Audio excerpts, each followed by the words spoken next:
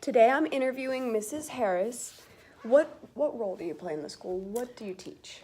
I teach Makerspace 3 days a week. I'm a gifted specialist on Thursday, and I do coding with girls on Friday. So what do you do with Makerspace? I've never heard of that before. Makerspace, it is building, creating, inventing, using blocks, materials, technology.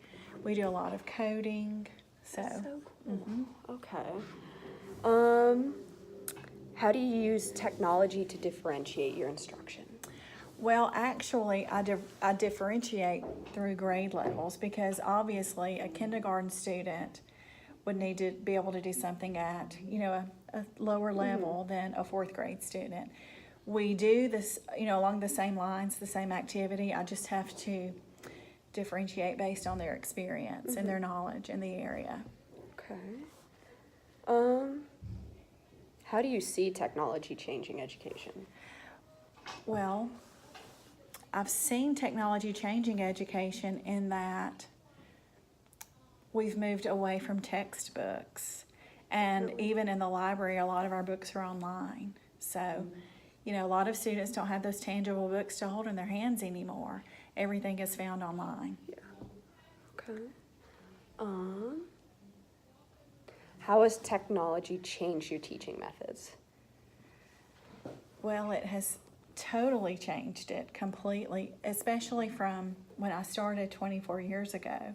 Because back then we didn't even have computers in our classroom. I was going to ask you about that. No, we did not even have computers in our classroom. And, even from second grade all the way to fourth grade, they have their own MacBooks here. And so everything that we do, technology is embedded in it. Yeah. So.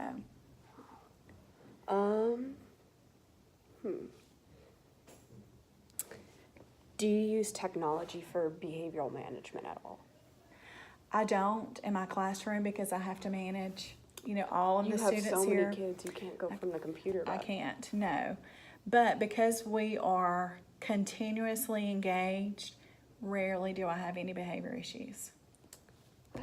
I like that. Yes.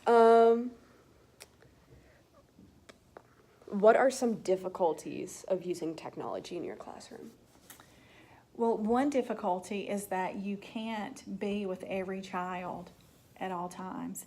And although we have filters and things that are blocked, students are very tech savvy. They will find a way to get through to whatever they want to look at. Wow. And so you just have to be constantly aware of what's going on. Constantly monitoring. Yes, wow. always.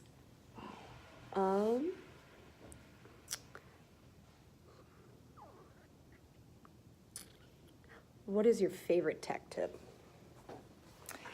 My favorite tech tip would be to either, students and teachers alike, don't be afraid. Because when I was given this position, I was very intimidated, I was very fearful, and I thought, oh my goodness, what am I going to do? Well, this is what I did. In order to learn something like new with technology, rather than have someone tell you what to do, I just think that you need to go in and explore and learn for yourself, because that way you're going to remember it more. Yeah. So just to not be afraid and to go in and teach yourself. Did it take you a while to learn? Like, was it a month? Was it a semester? Maybe a year? Well, I had all summer this summer to Really? just sort of learn some new things. And so we have 4 stations that we set up. And so I prepare myself just for those 4 stations at a time. And, I just prepare myself as I get to it. And that way it's not so overwhelming. So. Is there any specific training that you feel would be beneficial for teacher candidates regarding technology? Well, I know that there is a technology conference that is held every year. But I just believe in learning by doing with technology. The more you get your feet wet and the more you explore and do things, the more you're going to know and learn. How long have you been at Diamondsville? This is my 7th year here. Okay. But I was at Oxford Elementary before. And this is my 24th year to teach. So Congratulations. Thank you. I'm learning every year, so it's been a lot of fun. Okay. I think that may cover it. We are at 5 minutes. Perfect. Great.